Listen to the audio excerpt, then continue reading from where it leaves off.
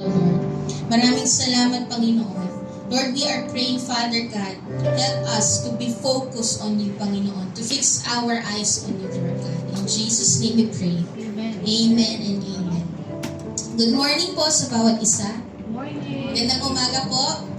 So, nitong mga nakaraan, ang ating pong tema ay higher. We talk about come up higher, elevate, at pinag-usapan din po natin yung higher ground. Okay? And we talk about upward call, na may pagkatawag po ang Panginoon sa atin. And ang pagkatawag po ng Panginoon sa atin ay patuloy siyang kilalanin, maglingkod sa Kanya, patuloy na magpabago sa Panginoon. Yun po yung ating upward call na merong gagawing promotion ng Panginoon sa buhay natin. Sino po ang gusto ng promotion? Amen. Amen. Promotion in our spiritual life. Okay? Promotion, maraming gagawing breakthrough ang Panginoon sa ating buhay. And I know that the Lord wants to promote you. The Lord wants to take you to higher place. Gusto, nais talaga ng Panginoon yun, na iangat ng Diyos ang iyong buhay, na magkaroon ng spiritual breakthrough sa'yo. The Lord wants you, and the Lord wants to lead you to higher mountain, to higher place. Sabi nga po sa Psalms 23 verse 4, even though I walk through the darkest valley, I will fear no evil, for you are with me. Your rod and your staff, they comfort me. So dito po sa binasa po natin, ang title po ng ating pong pag-uusapan ngayon is Higher Power. We need the anointing of the Holy Spirit today. We need the anointing of the Holy Spirit, the higher power for us to go higher place, to go to our higher place. Okay? And dun po sa binasa po natin sa Psalms 23, verse 4, ang background po nito ay ang mga shepherd po, when it comes to shepherding. Okay? Ang mga shepherd po, pagka dumarating po yung summertime, nililid po ng mga shepherd ang mga sheep sa mountain. Kasi pagdating ng summertime, natutuyo po yung grass. And mas greener po yung grass sa higher mountain. But before po sila makapunta sa higher ground or before po sila makapunta sa higher mountain, they need to go to the valley. Meron po silang mga pagdadaan ng mga darkest valley. To reach the mountain top, where they will experience greener pasture, they need to go to the valley. And sometimes, when we walk with God, He is leading us to higher mountains. He allow us to go to the valley. Pagka po lumalakad po tayo sa Panginoon, ang nais ng Diyos ay dalhin ka sa mataas na lugar. Pero bago mo po marating yung mataas na lugar, may pinagdadaanan po tayong mga darkest valley. Yun po yung sinasabi dito, even though I walk through the darkest valley, I will fear no evil, for you are with me. So in going to our higher place, like going to the mountain or going to the upward call, going to your promotion, going to your breakthrough, going to your spiritual breakthrough, going doon sa mga gagawing pag-angat ng Diyos sa inyo, sa ating lahat, may pagkakataon po na dadaan po tayo sa darkest valley. And yung darkest valley po na yun is sometimes suffering, persecution, pain, brokenness, pressure of work, pressure in life, problems, wandering, you don't know where to go, lacking, kakulangan, doing the unfamiliar things, going to the unknown places. Iyan po yung minsan na nangyayari sa buhay natin. The Lord allow us to go to our darkest valley, pero after that darkest valley, may nakaabang na greener pasture in a higher place. Amen po ba? Sino po yung excited doon sa greener pasture in a higher place? Amen. He allows darkest valley because He is leading you to a higher mountain. Iyon po yung nais ng Panginoon at iyon po yung gusto ng Panginoon na maunawaan po natin. That the Lord wants us to go to our higher mountain, but the Lord allows darkest valley na dumaan tayo sa darkest valley. And you know what? Doon po sa pagpunta po ng mga sheep sa higher mountain, Hindi po nila kayang pumunta sa higher ground without the presence of the shepherd. The sheep cannot go to the higher ground without the presence of the shepherd. Magagawa lamang po nilang pumunta sa higher mountain, sa higher ground, kung nandoon ang shepherd nila, kung nandoon ang presensya ng shepherd nila. In our lives po, ganun din po. We need the presence of God for us to reach the height of our spirituality. Kailangan po natin ng pangkapangyarihan ng Diyos, ng presensya ng Diyos for us to reach the upward call. Because kagaya nga na sinabi natin, upward call is not easy. Hindi po siya madali. May hirap po na pagdadaanan, may pain na pagdadaanan kasi tatapyasin ng Diyos yung mga bagay na mali sa buhay natin at masakit po yun. That's why we need the presence of God, we need the power of the Lord for us to reach the upward call, for us to have the strength that we need in our promotion. And last week, di ba, pinag-usapan natin na ang promotion, ang kalaki po ng promotion is more work, more accountability, more responsibility. And we need the strength of God. We need the strength for us to be sustained doon sa promotion na yun, for us to accomplish the work and the responsibility that God has for us in that promotion. Amen? Amen po ba? Amen? That's why we need higher power. Pakisabi po, higher power. Higher power. Amen. We need higher power. Okay? Sabi po sa Luke 24:49, and behold, I am sending the promise of my Father upon you, but stay in the city until you are clothed with power from on high. Kinakailangan po, utos po ito ng Diyos, na kailangan yung doon sa mga disciples, inutusan po sila ng Diyos, na ang sabi po ng Panginoon, ngayon na ako ay papanik na sa langit, marami kayong gagawin sa pangalan ko, marami kayong kakaharapin sa pangalan ko. That's why you need to stay first and wait for this promise. Wait for this power. No? You need to wait for this power because you need to be clothed with power from on high because you cannot do it on your own. Hindi nyo po pwedeng gawin ito base sa nakaraan yung experience. Hindi nyo po ito kakayanin base sa kalakasan nyo at katalunuhan ninyo. Okay? Yun po yung sinasabi ng Panginoon. That's why you need to wait. You need to stay in the city until you are clothed with power from on high. And that power from on high is mangyayari lang dahil bababa ang banal na spirito sa inyo. Ayun yung pangako ng Diyos. The promise of God is the Holy Spirit para magkaroon kayo ng kapangyarihan to accomplish what needed to accomplish. So the Lord want them to go to their higher level of their work or of their walk and their work for God. Yun po yung mangyayari sa mga disciples. Mas titindi po yung kanilang paglakad sa Diyos, mas titindi yung kanilang kakaharapin sa kanilang ministeryo. That's why the Lord knows that they will be time of great suffering. Meron pong great suffering na madadaanan po ang mga disciples as they serve the Lord and as they walk in their faith in Christ. Kaya po ito po yung importante na sinabing utos ng Panginoon bago po sila humayo. You need to stay and be clothed with the power. They need the presence from the Lord to be strengthened and to be victorious. Kailangan po nila ng kapangyarihan ng Diyos, the higher power. Okay, iyon po yung kailangan. And the Lord sent the Holy Spirit to be their helper.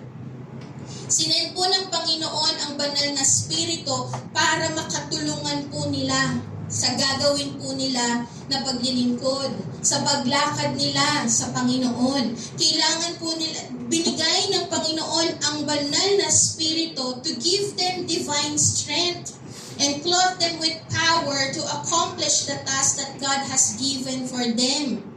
At para maging victorious po sa paglakad sa pananampalataya, sino po ang gusto na maging matagumpay sa kanyang paglakad sa Panginoon? Amen.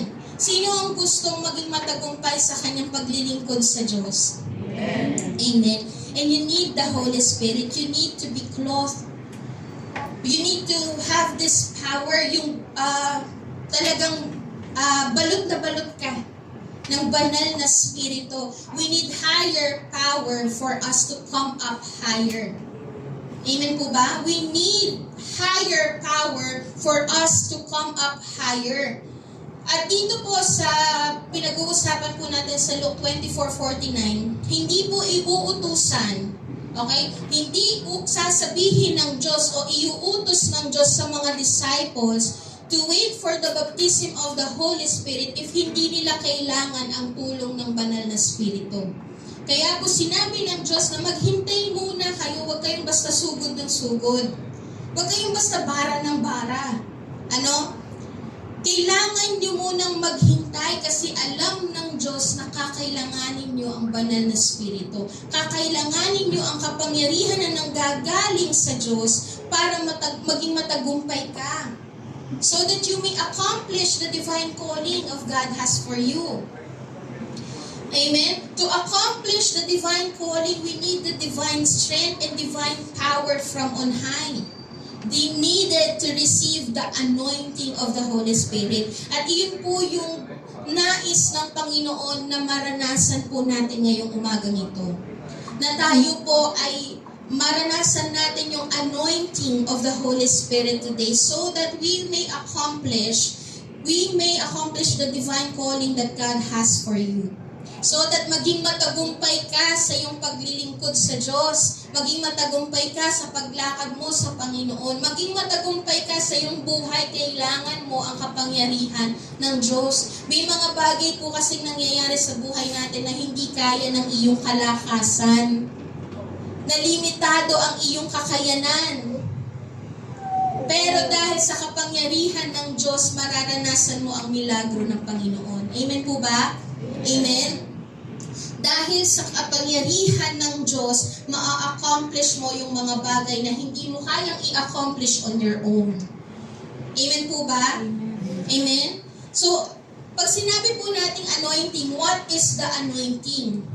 Ang anointing po, pag sinabi nating anointing, is the continuous indwelling of the Holy Spirit in our lives. Tuloy-tuloy na pagbababa, tuloy-tuloy na pagpupuspos, tuloy-tuloy na pagpupuno ng banal na spirito sa buhay natin. Tuloy-tuloy na pagpupuno ng presensya ng Diyos sa buhay natin. That we are being filled with the power of the Holy Spirit. Pag sinabi nating anointing, ito po ay pagpupuno, tuloy-tuloy na pagpupuno ng kapangyarihan ng Diyos sa buhay po natin. Amen? Ang anointing po sa Old Testament, kapag po sinabing anointing, kapag ginagawa po nila yung anointing, ito po ay yung, may oil po silang pinapahid.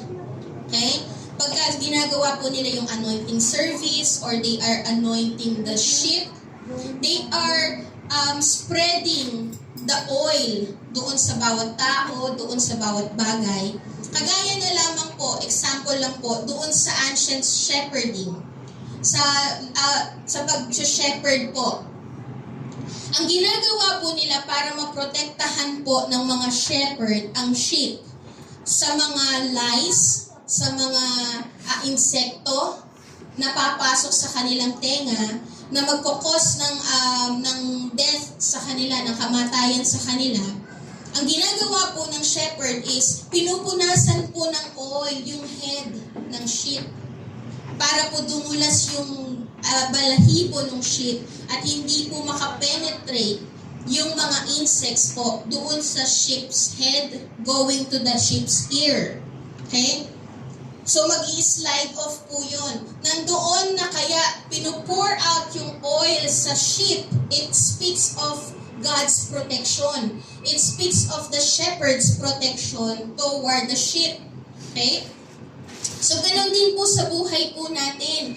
Na kapag ginagawa po ng Diyos that we are being anointed, or He is pouring out His power upon us, it speaks of God's protection. Pinoprotektahan ka ng Diyos. Kapag naranasan mo ang pagpupuspos ng kapangyarihan ng banal na spirito, mararanasan mo ang proteksyon ng Diyos. Naalala ko po yung nangyari po sa akin itong nakaraan lang. Nakwento ko na po ito kay Ate Beth at kay Janine. At saka po kay na Kuya Clark. Last Wednesday po, pagkatapos po ng ating pong prayer service. Diba late na po tayo natapos noon? So, pababa na po ako noon, uwi na ako.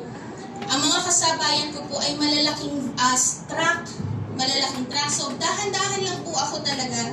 And then, nung papunta na po ako doon sa rotonda sa Tikling, alam niyo po yung sa Tikling, di ba may paikot po yon? So, ang mangyayari po, ang gagawin ko, liliko po akong paganyan. Ang nangyari po, nung papaliko na po akong ganyan, biglang may sumulpot pong truck. Napakalaking truck. May sumulpot pong truck, hindi ko siya agad nakita kasi napakabilis niya. Naalaman ko na lang na may truck sa likod ko kasi pumipit siya ng malakas. So, ang nangyari po, nung pumipit po yung truck ng malakas, ang nangyari po, imbis na dumire-diretso akong palikong ganyan, bigla po akong napalihis ng ganon. Alam niyo po, yung protection ng Diyos sa akin that time, grabe po talaga yung minig ng kalamnan ko sa takot. Kasi kung halimbawa po talaga na dumere-diretso ako ng paglikong ganyan, matutumpok po talaga ako ng van. Wala na kayong pastor ngayon actually. Ganun po yung nangyari nung Wednesday. Sobra, ayun, nanginginig pa nga po ako. Nung liko ko pong ganyan, naramdaman ko po yung hangin ng truck dito sa gilid ko. Kaya habang napaliko akong ganyan, dinire-diretso ko na pauwi. Doon na po ako sa senior dumaan. Habang nagdadrive po ako, nanginginig talaga ako sa takot. Habang nanginginig ako sa takot, thank you Lord, you are my fortress, you are my strong tower. Lahat talaga ng mga bagay patungkol sa Diyos, nabulalas ng bibig ko sa sobrang pasasalamat ko sa Panginoon. And nung pag-uwi ko po, hindi agad ako nakatulog kasi tumatakbo pa siya sa isip ko. And I prayed to the Lord that night. Sobrang pasasalamat ko sa Panginoon kasi sabi ko, Lord, you still have purpose for me. Kasi kung namali po ako ng liko, talagang papailalim po ako sa van. Sa truck. Papailalim ako sa truck. Wala na talaga kayong pastor ngayon. Hindi na po ako makakapag-speak. Nalulungkot ako, hindi mo kayo makikita. Ganon, grabe po yung protection ng Panginoon sa akin. Kaya sabi ko sa Lord, bigyan niyo na kami sa sasakyan. Hindi, joke lang. Pero still, sabi ko, Lord, maraming salamat, you still have purpose for me. Talagang, todo yung pasasalamat ko nung time na yon. Kasi nga, ibang klase yung protection ng Panginoon sa buhay ko. And ganun po yung gagawin po ng Panginoon when the Holy Spirit comes upon you. When the power of the Holy Spirit comes upon you, you will experience the protection of the Lord. Hindi lamang po protection ng physical na danger, but protection from the works of the enemy in your life. Yung temptation ng kaaway sa buhay niyo, poprotektahan kayo ng Diyos. He will cover you with power so that you will not give in to the temptation of the enemy. The Lord will protect you from the works of the enemy. Kaya nga po tunay ang sinasabi sa Biblia na ang mga anak ng Diyos ay hindi kayang galawin ng kaaway. Amen? Kapag ikaw ay puspos ng Panginoon, puspos ng banal na spirito, hindi ka kayang galawin ng kaaway because the protection of the Lord is upon you. Amen po ba? Amen? Amen. Amen. Hallelujah. Sa Psalms 23:5, sabi po dito, you anoint my head with oil, my cup overflows. Alam niyo po, sa Jewish culture po, kapag meron pong halimbawa si Janine, in-invite po niya ako sa kanilang bahay. Siya yung nagiging host. Okay? So kapag pumunta po ako sa bahay nila, ang ginagawa po ng mga Jewish culture, because napakalayo ng journey po ng kanilang mga bisita, going to their home or going to the host home, ang ginagawa po ng mga host is they are pouring oil sa head ng guest, dun sa mga visitors. And the purpose po ng pag-pour out or pag-pour ng oil sa head ng mga visitors, ng host, okay, is to refresh refresh the head of the visitors from a long journey. Ganoon po yung nangyayari when we are being filled with the Holy Spirit. You will experience refreshment. Amen po ba? Mararanasan mo yung refreshment and abundance ng Panginoon. Sabi po dito, my cup overflows. Hindi ko pala nailagay. Psalms 23:5, you anoint my head with oil, my cup overflows. It speaks yung my cup overflows, it speaks of the abundance of the Lord. He will refresh you from the things of His kingdom. He will refresh you ng mga bagay na galing po sa Kanya. He will refresh you with the strength. He will give you a fresh fire. He will give you a fresh joy. He will give you a fresh love. He will give you a fresh grace and compassion for the people. Iyon po yung mararanasan po natin when we are being anointed by the Holy Spirit. You will not be protected by you, but you will also be refreshed. Amen po ba? Sino po dito yung gusto ng refreshment from the Lord? Restoration of the strength, restoration of the fire, restoration of God's promise, restoration of God's plan in your life. Ganun po yung mangyayari kapag ikaw ay puspos ng Panginoon, puspos ng banal na Espiritu. The anointing brings abundance, refreshment, protection, and empowerment coming from the Holy Spirit. He will give you a fresh strength, fresh power, fresh fire. Amen? Na kapag tayo ay napuspos ng banal na Espiritu, we will experience that abundance, that blessing from the Lord. We will experience yung kapunuan ng kapayapaan, kapunuan ng kagalakan, na sa kabila ng mga pagsubok na iyong pinagdadaanan, nagagalak ka pa rin at nagpapasalamat ka pa rin. Bakit? Because He is refreshing you. Amen po ba? Amen. He is giving you the fresh joy. He is giving you that fresh love, that fresh peace. Amen po ba? He is protecting you. You will experience the protection. Amen. And in the temple po, pagka gumagawa, I'm just giving you background po about anointing.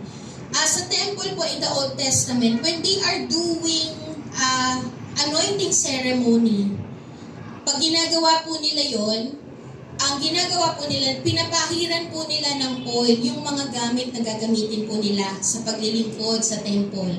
At hindi lamang po yung mga gamit kung ina-anoint o pinapahiran. But, in the Old Testament po, pinapahiran din po nila yung mga servant ng Diyos na gagamitin sa paglilingkod. Kagaya na lang po ng mga prophets, bago po sila tawagin ng Diyos o bago po sila pagawain ng Panginoon sa kanilang trabaho, ina-anoint po muna sila, pinapahiran sila ng oil. Okay? And that oil speaks of the Holy Spirit. So, ang ginagawa po, yung mga servant, pinapahiran ng oil. Yung mga prophets, yung mga priest, yung mga king. Kaya si King David, inanoint po yan bago po siya talagang maging hari ng bansang Israel. So, that anointing showed that they were chosen by God. Yung anointing po na yun, yung anointing ceremony po na yun, ay pinapakita na sila ay tinawag at pinili ng Diyos. Okay, for a particular work of service, they were set apart for God's purpose. When God anoints someone, it is a sign that this person is set apart. Sign po yun na itong taong to ay nakalaan para sa Diyos lamang. Nakalaan para gawin yung mga task na gusto ng Diyos sa Kanya. When God anoints someone, it is a sign that this person is set apart to carry out the task of God and has given them the divine power and authority to accomplish that task. Yun po yung ginagawa ng anointing. Okay? Na kapag ina-anoint tayo, kapag na-anoint tayo ng banal na Espiritu, tayo po ay sinasabi na ikaw ay nakalaan sa Diyos. Nakalaan si Janine para maglingkod sa Diyos. Nakalaan si Fern para maglingkod sa Diyos. When you are experiencing that anointing. Okay? na you are set apart for God. Kaya ka binibigyan ng kapangyarihan ng Diyos para gamitin sa advancement ng kingdom niya. Iyon po yung purpose ng anointing sa mga tao. Kaya pinapadaloy ng Diyos ang kapangyarihan niya sa iyo, hindi para wala kang gawin, para maupo lang, hindi po. Ina-anoint ka ng Panginoon, binibigyan ka ng kapangyarihan ng banal na Espiritu because the Lord has divine calling for you and for you to accomplish that purpose, that calling. Iyon po yun. The anointing of God is for service, for advancement of God's kingdom, for the fulfillment of God's purpose, and for God's glory. Iyon po yung purpose kung bakit ka binibigyan ng kapangyarihan. Halimbawa, ang cellphone, charge niyo po yan dahil nalolobat. At the same time, dahil gusto niyong gamitin. Tama po ba? Meron po bang mga tao dito na nag-charge pero ayaw namang gamitin yung phone? The purpose bakit ka nag-charge is dahil gusto mong gamitin yung phone. Tama po ba? Tama po? The purpose kung bakit gusto mong punuin yung battery at may power yung cellphone mo because you will use the features of that phone. Tama po ba? Tama po? Ganoon po yung ginagawa ng Panginoon sa buhay natin. Kaya mo naranasan ang grasya ng Diyos para ikaw ang maging daluyan ng grasya ng Diyos sa iba. Kaya mo naranasan ang pagpapatawad ng Diyos para ikaw ang maging daluyan ng pagpapatawad ng Diyos sa iba. Kaya mo nararanasan ang kapayapaan para magbigay ka rin ng kapayapaan sa iba. Kaya mo nararanasan ang kagalakan para magkaroon ka ng joy in serving the people and the church and the Lord. Ayan po ba? The purpose of the power of God is for you to accomplish God's divine calling in your life. Amen po ba? Para ma-accomplish mo, you are set apart. Baka sabi nga po sa katabi, set apart ka. Amen? Nakalaan ka para sa Diyos. Ang buhay mo ay hindi para dito sa mundo, ang buhay mo ay para sa Diyos. Amen po ba? Para gawin ang mga nais ng Panginoon. God anoints you for you to continue to walk in the ways of God. When God anoints us, He is giving us the divine power and divine authority to fulfill our divine purpose. Iyon po yung purpose. The anointing is the power of God in our lives to do great work for the Lord. Amen po? Para sa Panginoon. Kaya ka pinagpapala para maging pagpapala. Ganoon din gusto ng Panginoon eh. Kaya ka binibigyan ng kalakasan para maging kalakasan sa iba.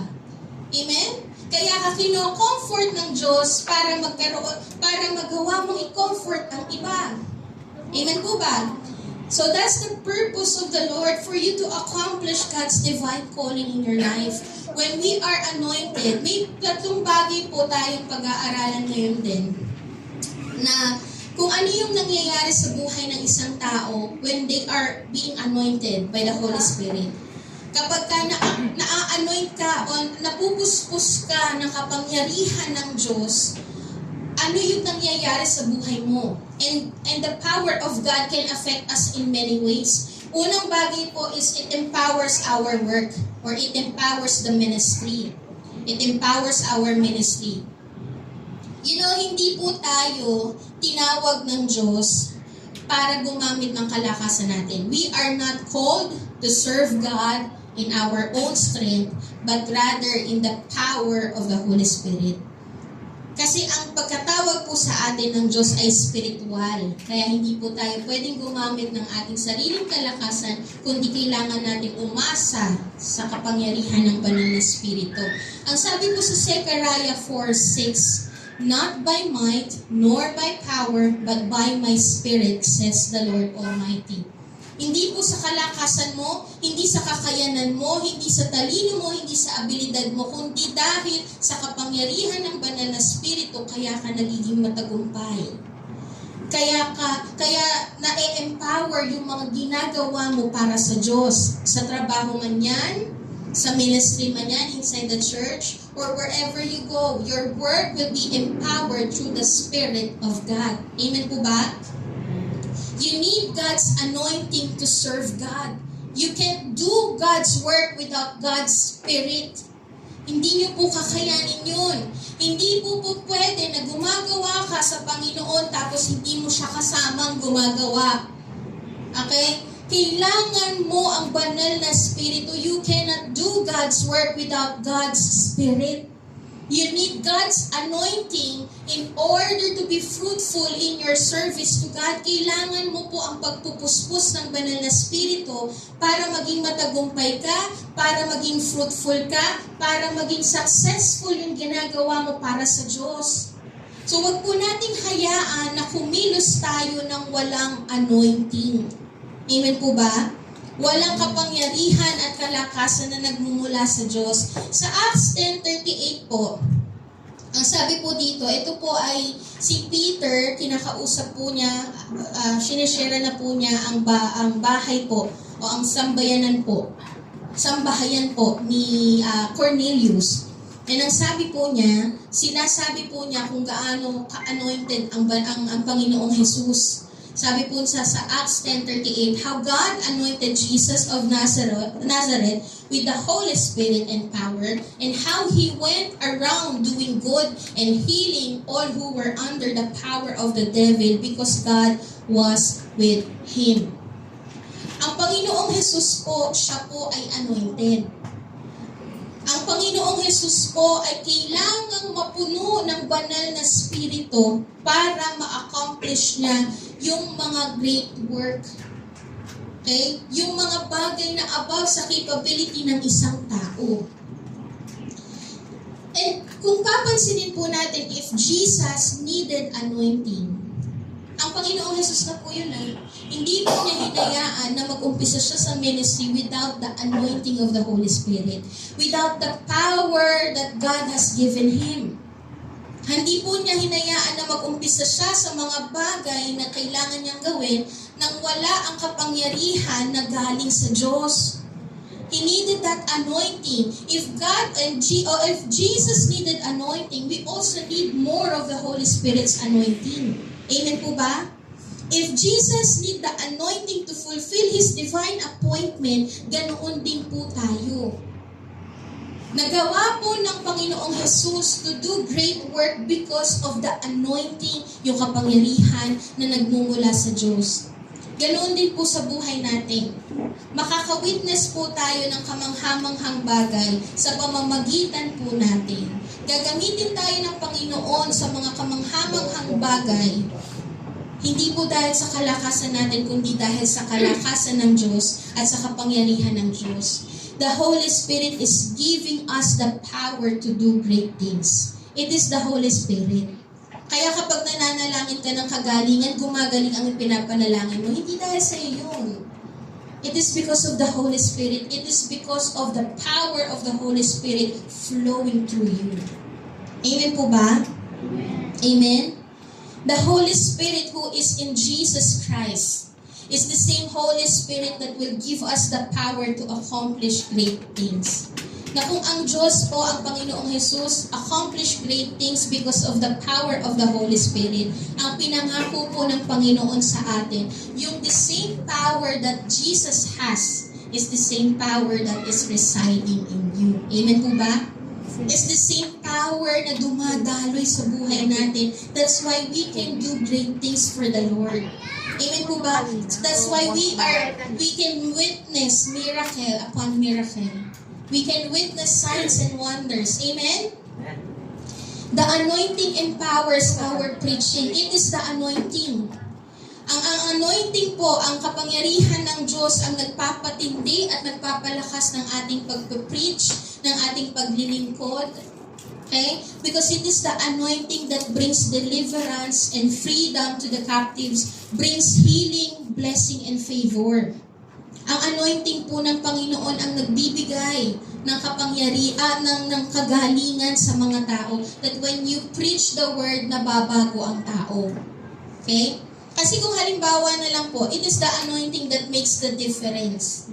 Kung halimbawa na lang po may mga nagtuturo, okay?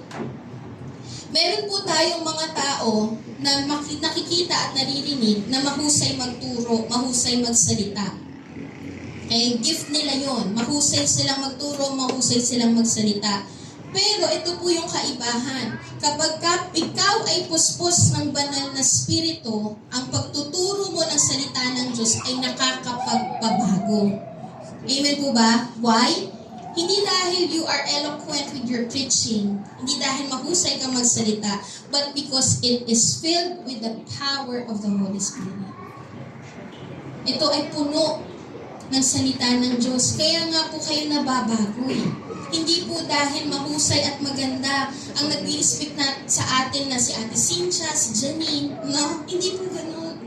Kundi dahil ang kapangyarihan ng Diyos ay dumadaloy sa kalagitnaan natin as they preach the Word of God. No, hindi po sila motivational speaker lang na, ay wow, ang ganda magsalita ni Janine. Ay wow, ang husay magsalita ni Ate Sin. Hindi, nababago because of the power of the Holy Spirit. Amen? Amen? Even sa pagtugtog. Sino po dito yung nag-undergo ng worship training? Sino po? Wala? Wala po ba? Parang biglang, nasaan po? Nasaan? Be proud. Nice. Okay? So, yung mga tumutugtog po, okay? May mga tao na mahusay tumugtog. May mga tao na mahusay umawit. Pero ikaw, kapag puspos ka ng banal na spirito, ang pagtugtog mo at pag-awit mo ay nagpapalaya ng mga tao. Iyon ang kaibahan. If you are anointed by the Holy Spirit, hindi lang dahil mahusay ka, hindi lang dahil magaling kang umawit, ang ganda ng pagkakakanta mo, ang tinis ng boses mo, kaya mong umabot ng key of F, key of H. Hindi dahil doon nakakapagpalaya ng mga tao ang pag-awit mo dahil puspos ka ng banal na spirito. Amen po ba? That's why we are always praying na, Lord, let us be filled with your anointing. Because we cannot do it alone. We cannot do it on our own strength. Kailangan ng banal na spirito para maging matagumpay ang paglilingkod po natin. Without the anointing, you are just doing the task. But with the anointing, you are witnessing the Holy Spirit transforming lives. Amen po ba? Nababago.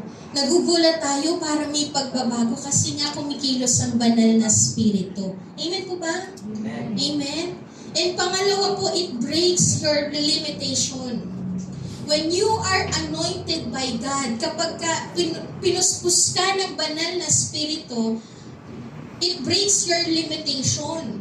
Kasi ang anointing po, ang kapangyarihan po ng Diyos, hindi lang po siya nag-a-unleash ng potential mo. Hindi lang po siya naglalabas ng potential mo o kakayanan mo, but it breaks your limitation. When you have the anointing, nagagawa mo yung mga bagay na hindi mo kayang gawin noon. For example po, sa buhay ko, hindi ko po kayang magsalita sa harap ng maraming tao. Mahiyain po talaga ako. Yun po talaga ako, kahit ayaw niyo maniwala, mahiyain talaga ako. Tahimik po ako. Ang bansag nga po sa akin, isang tanong, isang sagot. Ganun po kasi ako makipag-usap. Kaya kong hindi magsalita ng buong araw. Kaya kong tiisin na mapanis ang aking laway. Ganun po ako. Pero dahil po tinawag tayo ng Diyos at inanoin po ng Panginoon, hindi po dahil sa kakayanan ko kaya ako nakakapagsalita sa harapan niyo, kundi dahil sa kapangyarihan ng Diyos. Nagagawa po natin ang mga bagay na hindi natin kayang gawin noon. Kung dati parang hirap na hirap kang magbigay para sa Panginoon, pero dahil bumuhos ang banal na spirito sa buhay mo, nagagawa mo maging generous kasi binago kayo. Kasi it breaks your limitation. It breaks your restriction. Iyon po yung nangyayari when we are being anointed. It breaks your restriction. Binabasag niya yung mga bagay na humahad lang sa'yo kaya hindi mo maranasan yung fullness of God's promise and God's plan in your life. It reaches beyond your potential. Kagaya na lang po ni King David. Si King David, sino po nakakilala kay King David? Kilala po natin, amen. Si King David po, before po siya i-anoint ng Panginoon, before po siya makaranas ng anointing of the Holy Spirit, ang buhay po niya is he is just practicing slingshot sa field. Nagpa-practice lang siya ng, ano yung slingshot? Tirador. Nagpa-practice lang siya ng tirador. Iyon lang ang kanyang buhay. Batang nagpa-practice ng tirador, parang si Eman. Ganun lang siya before the anointing. Pero after the anointing, the Lord has given him the power to defeat giants. Wow! It breaks your restriction. It breaks your limitation. It is the anointing that makes the difference. It is the anointing. Kaya ka nakakapag-defeat ng giant. Amen? Before the anointing, ano ang trabaho ni King David? Anong trabaho ni David? Nagpapastol ng mga tupa. Mababa ang tingin ng society sa mga pastol ng tupa. Before the anointing. But after the anointing, King David, si David po, he now rule and being king of the nation of Israel. It breaks the limitation. Ang kapangyarihan ng Diyos ang nagbabasag ng mga wall that limits you to experience the full potential of God for your life. Amen po ba? And I am praying today that as the presence of the Lord empower us, as the anointing of the Lord flows in our lives, the walls that limits you be broken right now. Amen po ba? Can we claim that today? That as the Holy Spirit comes upon us, experiencing the anointing of the Holy Spirit, the walls that hinders your breakthrough be broken in the name of Jesus Christ. Amen po ba? Yes. Amen. The wall that restricts you to experience the fullness of God's plan and promise be broken in your life in the mighty name of Jesus. Amen? Kagaya na lang po ng King David, nabasag ang lahat ng mga naglilimit sa kanya. Nabasag ang lahat ng mga nagre-restrict sa kanya. That's why dati siya ay shepherd, ngayon he is the king. Amen? Before the anointing, he is shepherding the flocks, but after the anointing, he is now ruling all the nation. Amen po ba? Amen? It is the power of the Holy Spirit that breaks your limitation. Yung mga bagay na hindi mo kayang gawin noon, nagagawa mo ngayon because of the power of the Holy Spirit. Amen po ba? Amen. Dati mahiyain ka, ngayon ang kapal na ng mukha mo kasi para sa Lord. Amen, Amen po ba? Amen. Amen? Ako mataba lang ang pisngi. Right? It breaks your limitation. Amen. Hallelujah. Praise God. Thank you, Lord. Sa pangatlo po, it transforms your life. If you want transformation sa buhay mo, kung gusto mong mabago at maalis lahat ng addiction sa buhay mo, you cannot do it through methods. Hindi po natin kaya yon through medication. We need the power of the Holy Spirit. We need the power from on high to break that addiction sa buhay natin. Sabi po sa 1 Samuel 10:6, sa oras na iyon, lulukuban ka ng Espiritu ni Yahweh. Ikaw ay sasama sa kanila at gagawin mo rin ang ginagawa nila. Magbabago ang iyong pagkatao. Ang banal na Espiritu ang nagbabago. Ang banal na Espiritu ang nagpapalaya. It is the anointing of the Holy Spirit that breaks the yoke of the enemy in your life. Amen po ba? Amen? Ang banal na Espiritu po yung nagpapalaya sa iyo na ang tagal-tagal mo nang ayaw, hindi maalis-alisan yung dati mong buhay, pero the moment that you are experiencing the power of the Holy Spirit, you are being free, delivered. Amen po ba? From that struggle in your past, from that struggle doon sa old life mo. And habang ikaw po ay patuloy na napupuspos ng banal na spirito, madami pong binabasag ang Diyos ng mga maling buhay at kaisipan. Amen po ba? Kailangan natin ang banal na spirito. Kailangan natin ang kapangyarihan ng Diyos. Marami pong, may mga ibang tao po hindi naniniwala. Hindi naniniwala na kayang magpabago ng Panginoon. Hindi naniniwala na kayang bumago. Kaya ng Diyos na bumago ng buhay. Kaya sila, they are looking for methods. They are looking for systems. They are looking for tips. They are looking for medications. But we, as a Christian, experiencing and hearing testimonies of how God transformed lives, we will believe that it is through the anointing of the Holy Spirit that can transform our lives and free us, deliver us from every bondages of the enemy. Amen po ba? Amen. Amen? Are we declaring that in our lives? Amen. Kiniklaim po ba natin yon? Na habang ikaw ay patuloy na nagpapapuspos sa banal na spirito, ang Diyos ay may ginagawang pagbabago sa buhay mo. Amen po ba? Amen? Hindi lang ang lumang buhay natin ang binabago ng Diyos, binabago din niya ang prayer life mo. Amen po ba? Binabago din niya ang worship life mo. Amen? Binabago din niya ang paglilingkod mo sa Panginoon. Kung dati, 2 minutes ka lang mag-pray, ngayon, 2 days ka mag-pray. Joke lang. Okay? 1 day kang mag-pray kasi nag-pray ka sa gabi, nag-amen ka sa umaga, praise God. Nakatulog pala, no? Kaya, binabago, hindi lang lumang buhay mo ang binabago ng Diyos, pero binabago din niya yung prayer life mo. Nagkakaroon ng kasiglahan ang pananalangin mo sa Panginoon kasi ninanais mo na yung mga bagay patungkol sa Diyos. Iyan po ang kapangyarihan ng pagpupuspos ng banal na spirito sa buhay natin. Na nababago na parang dati ayaw mo na parang dati gustong-gusto mo ang secular songs, pero dahil napuspos ka ng banal na spirito, hindi na maganda sa pandinig mo ang secular songs, ang gusto mo na yung awitin para sa Diyos. Amen po ba? Amen. Amen. Hallelujah. Amen. Amen. Hallelujah. Thank you, Jesus. Nababago din po yung pagpupuri mo sa Panginoon. Nababago yung iyong pagpupuri kung dati nagmamasid ka lang habang nagpupuri ang iba.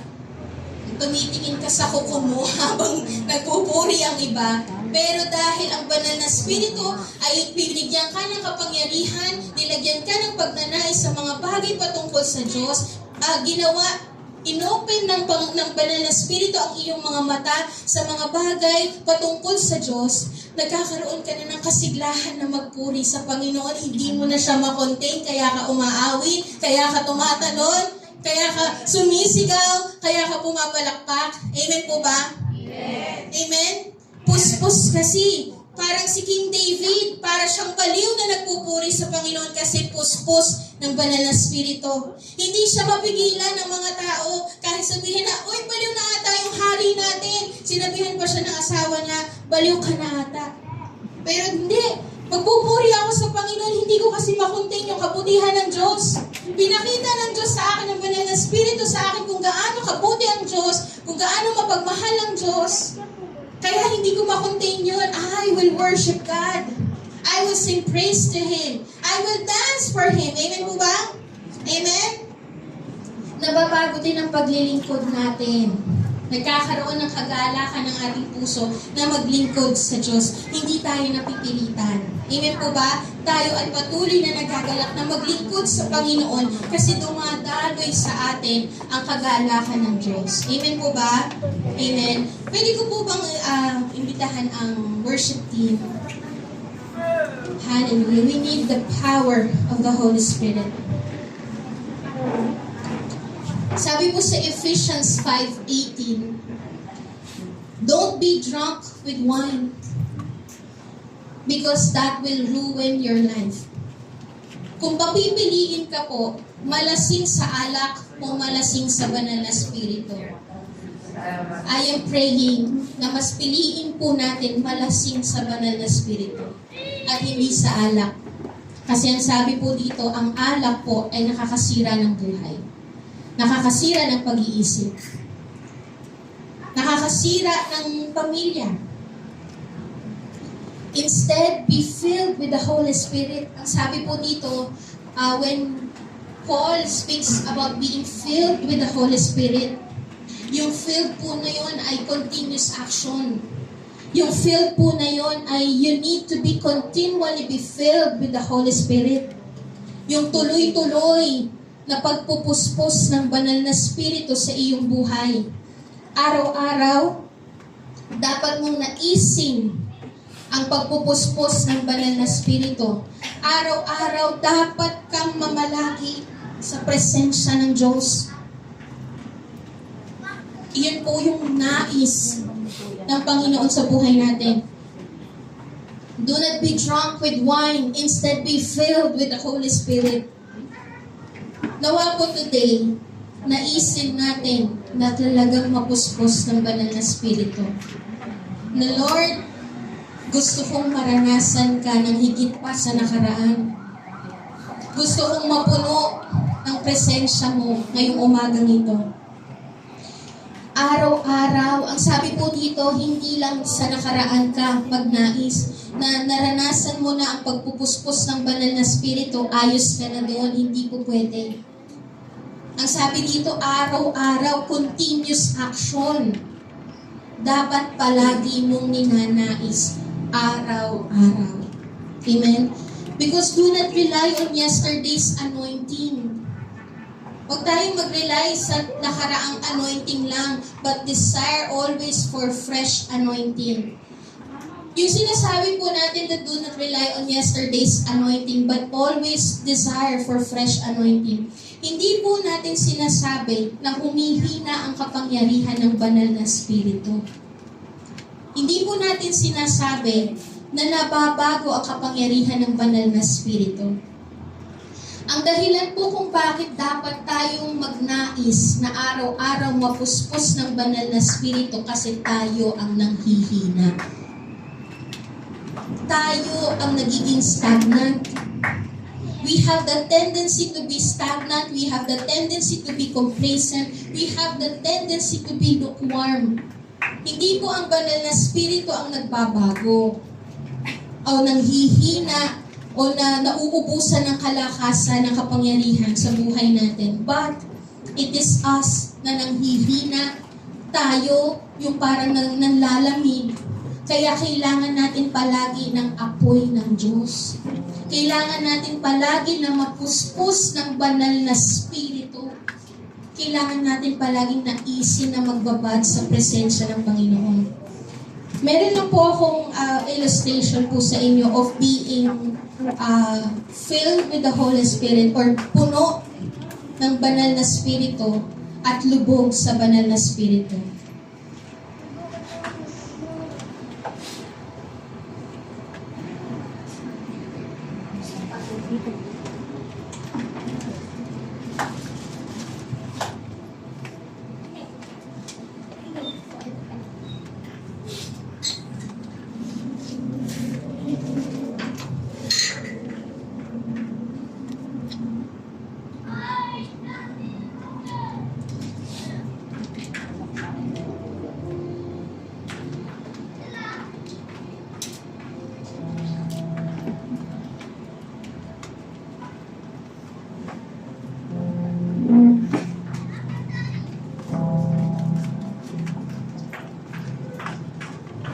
Ang nais po ng Panginoon ay hindi lang po tayo puno.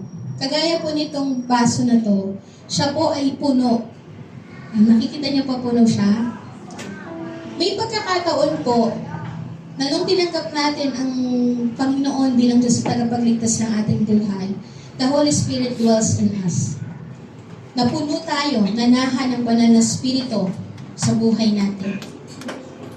Pero may pagkakataon na sinabi po ng Panginoon doon sa Luke 24:49 that you need to stay in the city so that you will be clothed with power.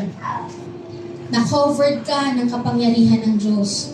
You are filled and soaked. Hindi ka lang basta puno ng banal na Espiritu, pero lubog ka sa banal na Espiritu. Kasi kapag ka ikaw po, nung time na tinanggap mo ang Banal na Espiritu, tinanggap mo ang Panginoong Jesus bilang Diyos na tagapagligtas ng iyong buhay, the Holy Spirit is working in you, sa iyong loob. He is working in you. Pinatransform niya ang puso mo, binibigyan ka ng bagong espiritu, binibigyan ka ng bagong pag-iisip, binibigyan ka ng bagong puso. Pero ang nais ng Panginoon ay maging lubog ka. Lubog sa presensya ng Diyos. Ang nais ng Panginoon ay maging lubog ka. Hindi ka lang basta puno, pero lubog ka. You are being baptized. Pag sinabi po natin baptized, submerged, lubog. Lubog sa kapangyarihan ng Panginoon. Kasi hindi lang po gusto ng Panginoon to work in your life. Hindi lamang po nais ng Panginoon na kumilos in us, sa atin, sa buhay natin. Ang gusto ng Panginoon is to work through you. Hindi lang po nais ng Panginoon na ikaw lang ang makaranas ng pagbabago. Kapag ikaw ay lubog, gagamitin ka ng Diyos para maging pagbabago sa iba. He is not just working in you, but He is working through you. See the difference? Nakita po yung difference? Hindi lang siya kumikilos sa iyong personal na buhay, pero ginagamit ka ng Diyos para maglingkod sa iba. Iyon ang dahilan kung bakit gusto ng Panginoon na mapuspos ka at mapuno ka, malubog ka sa presensya niya. Kasi gusto kanyang gamitin para maging daluyan ng kanyang pagpapala, gusto kanyang gamitin para maging daluyan ng kanyang pag-ibig, gusto kanyang gamitin para maging daluyan ka ng kanyang salita, gusto kanyang gamitin para maging daluyan ka ng kanyang presensya. Not just working inside of us, but He wants to use all of you, all of your being. He wants to work through you para ikaw naman ang magamit ng Diyos to be an extension of His presence.